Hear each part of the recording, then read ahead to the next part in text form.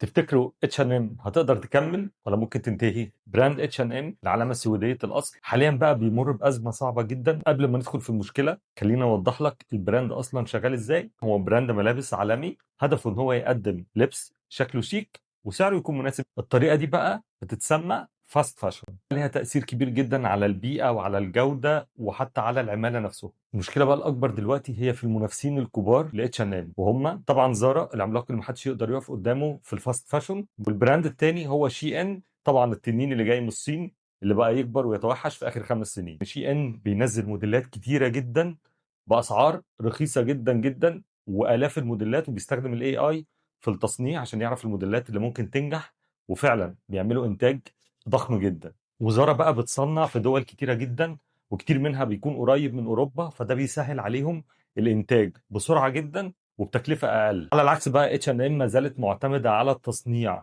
في مصانع شرق آسيا عشان تقلل التكاليف، وده طبعا بياخد منهم وقت كبير جدا في الشحن، وده بقى بيخليها تحت ضغط مستمر. يا إما بقى تحاول تعلى بالمستوى وتحاول تطلع لزارا وتقدم برضو سعر حلو فتحاول تطلع لمستوى زارا، وده بقى يعتبر شيء صعب جدا بل مستحيل عليهم حاليا.